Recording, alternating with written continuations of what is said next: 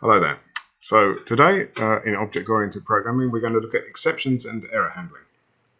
In fact, we'll start by looking at something that has nothing to do with either of those things, CSV files. We'll see how we can use external resources.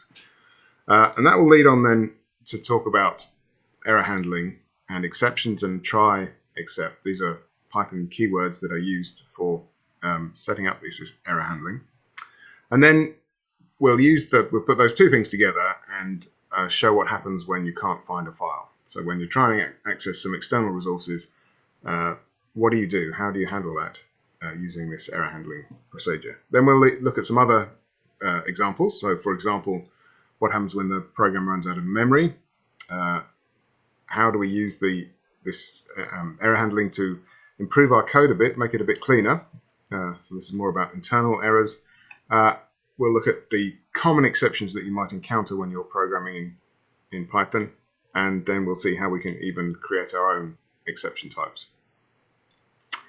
Okay, the motivation behind this is that we saw last week how we could test individual units of code, but even when we do that, there's still a possibility of errors. And in fact, the testing for a fully functional piece of software, a production industrial piece of software, is actually quite involved. It goes through several stages. Usually we start with the unit testing where you test individual chunks of the code.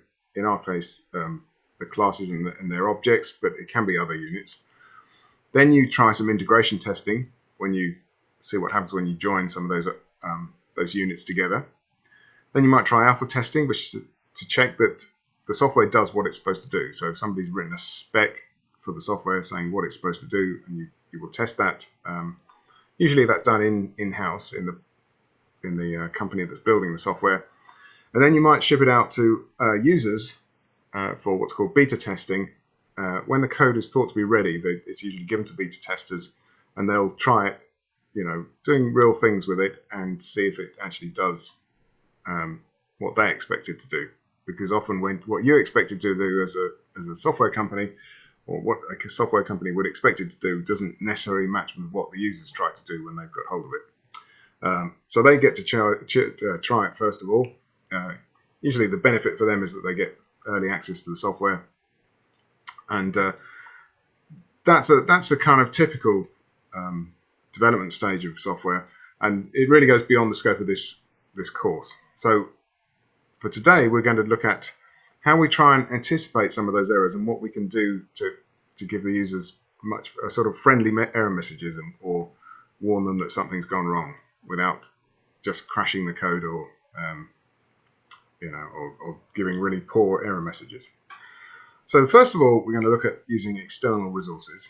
And these are really common, and it's also quite a common source of error. So often a program has to access data stored elsewhere, usually in a database perhaps, or in a spreadsheet, or on a website. And accessing that kind of resource is a bit beyond what we're talking about in this module as well. I'm sure you'll meet it elsewhere. But what we're going to do for the purposes of demonstration and also to understand how it works is to look at how we read in and use a CSV file to get some data in. So CSV file, I'm sure you're familiar with it, but just in case you're not, CSV stands for comma separated values. And CSV files are essentially spreadsheets. So you can open them up in Excel and other spreadsheet software. But if you look, you can also open them up in a text editor, and they just contain text. So with commas separating each column. Okay, I'll finish this video here, and then we'll have a look at implementing some CSV handling code.